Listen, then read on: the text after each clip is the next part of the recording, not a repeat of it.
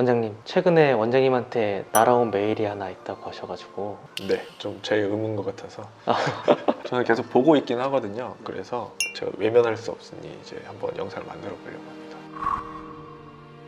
사실 덴탈 프렌즈로 왔는데 메일이.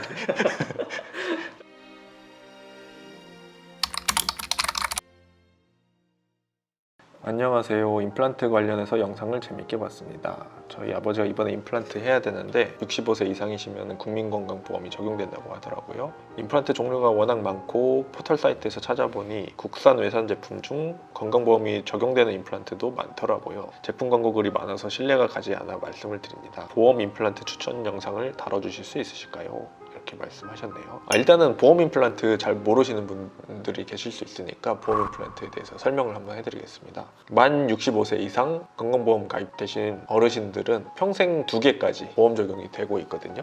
2개를 한 번에 할 수도 있고 뭐 나중에 이가 빠졌을 때 사용하실 수도 있는데 어느 정도 적용이 되냐면은 본인 부담금 30%, 100%의 비용이 있다고 하면은 보험이 내주는 돈이 70%, 내가 내는 돈이 30%인 거예요.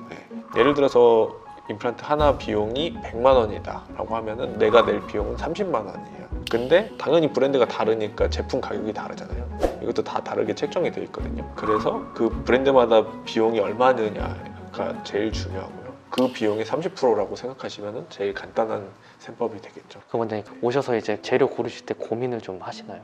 어느 정도 정해져 있어요, 이 재료가. 그러니까 이제 보험공단에서 정하는 거는 픽스처라고 해서 그 고정체, 뿌리 부분에 대해서라고 생각하시면 되는데, 뿌리 부분은 브랜드마다 다를 수 있고요. 기둥 부분은 기성 기둥이라고 해서 기성 지대주를 사용을 해요. 기성이라는 건 동그랗게 생긴 임플란트에 끼우게 생긴 기둥이에요. 보험 임플란트는 무조건 기성 지대주. 그 다음에 크라운은 PFM 크라운을 사용해요. PFM이라는 거는 그 예전에 보셨을 거예요. 아마 은색 합금 위에 그 도자기 입혀진 거 있잖아요. 치아처럼 생겼는데 막 그 밑에 테두리는 좀 은색으로 돼 있고 뭐 이런 것들이 있어요. 네. 그 크라운을 써야지만 돼요. 쓰게 되어 있어요. 일률적으로 막 비싼 재료, 예를 들어서 금 크라운을 갖다가 금덩어리를 보험 적용을 시키면 예산에 문제가 생기잖아요. 네. 뭐 그런 부분 때문에 재료를 또 통일화하고 있고, 임플란트 브랜드는 다양하게 할 수 있어요. 그래서 이제 국산 외산에 대해서 여쭤봐 주셨는데, 보험 임플란트라고 해서 국산 외산 뭐 좀 달라지는 건 없고요. 근데 이제 보험 임플란트 적용될 때 되게 그 기본 모델이 제일 많이 쓰일 거예요, 아마도. 등록할 수 있는 재료가 있어요. 오스템이라고 하면은 뭐 TS에 뭐 SA 표면 처리한 임플란트 뭐 이런 되게 기본 모델이 항상 사용되니까 그런 점은 좀 주의를 하셔야 되겠고요. 그러니까 뭐 예를 들어서 현대차를 뭐 나라에서 주는데 그냥 한 G70 정도를 주는데 좋은 걸 주는데 내가 G80, G90 하고 싶어도 안 된다라는 거죠. 보통 G70을 등록하게 해놔서 그거를 적용해서 준다 라고 하고, 옵션은 거기서 정해준 대로 이런 느낌이라. 뭐 나는 파노라마 선루프 넣고 싶은데 그게 안 되더라고. 창문 열어라. 그게 이제 PFM 얘기예요. 이해되셨죠 이제? 네.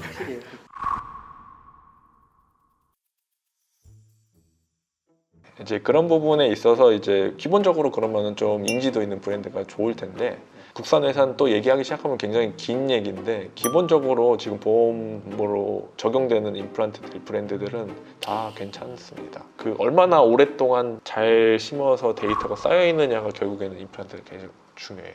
임상적으로 성공률 발표 자료들이 있어서 대부분 95% 이상 성공률을 보이고 있는 임플란트들이고, 제가 알고 있는 비용은 오스템 기준으로 했을 때 대략 30%라고 하면은 보통 40만 원이 좀 안 되더라고요. 35만 원 내외인 것 같아요. 네, 그냥 보통의 그런 건강보험 가입자이신 경우에 뭐 일종이시거나 차상위 계층은 더 적용이 많이 되거든요. 네, 이런 부분 또 알고 계시면 도움이 되실 것 같고요. 외산 브랜드로 했을 때는 아마도 60만 원 이상, 70만 원 이상 이렇게 가지 않을까 생각이 됩니다. 대신에 이제 외산 제품들은 이제 굉장히 뭐 1960년대부터 심어져서 지금까지 벌써 60년이 지났잖아요. 그러면은 그동안 이제 굉장히 앞서 있었던 브랜드들이고, 국내 제품들은 80년대 잘 따라잡기 시작해서 좋은 퀄리티를 이제 보유하고 좋은 데이터도 나오고 있는 브랜드들이기 때문에 몇몇 들어보신 브랜드 있을 거예요. 그런 브랜드들이 괜찮은데 주로 말씀드리면은 뭐 이거는 뭐 광고 아니니까 큰 회사들 있잖아요. 국내산 중에 오스템, 덴티움 요게 이제 제일 큰 임플란트 회사라고 보시면 되겠고요. 뭐 디오, 네오, 메가젠 자, 또 까먹으면 누가 섭섭할 수도 있는데 뭐 요 정도가 이제 제일 잘 알려진 브랜드들이라고 보시면 되겠어요. 그래도 이제 제품을 잘 만들어내고 있다 우리나라 제품들이 이렇게 이해해 주시면 되겠고요. 외산도 한번 언급해 볼까요?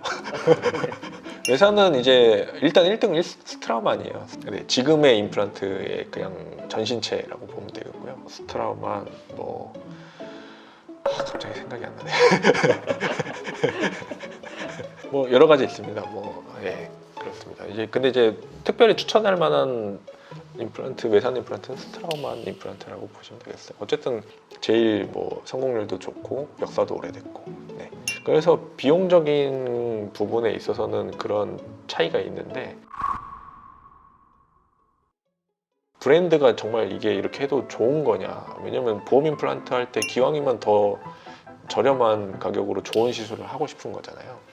그 부분에 있어서 좀 고민이 되신다고 하면은 지금 제가 언급한 브랜드들은 웬만하면 좀 괜찮다라고 보시면 되겠고, 그리고 결국에 중요한 거는 심는 사람과 뭐 어떻게 잘 심었는가, 그리고 사후 관리가 제일 중요합니다. 아까 말씀드렸지만은 전체적으로 95% 이상이에요, 성공률이. 근데 성공률을 좌지우지할 수 있는 요소가 어떤 사후 관리와 의사한테 있어서는 기술력, 제 기술력과 임플란트 심은 그 당사자의 사후 관리 이런 게 제일 중요한데, 그게 5%를 좌우하는 것들이거든요, 결국에.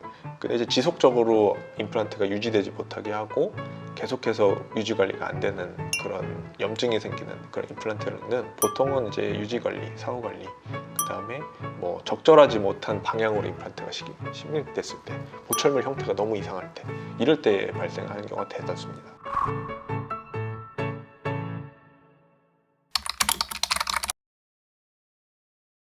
그래서 국산 외산에 대해서 좀 너무 고민하지 마시고 주치의와 상의하는 게 제일 좋습니다. 이런 임플란트를 했을 때 내가 괜찮은 아버님이 괜찮게 사용하실 수 있겠느냐라고 여쭤봐 주시면 충분히 좋은 대답을 들으실 수 있을 거라고 생각이 됩니다.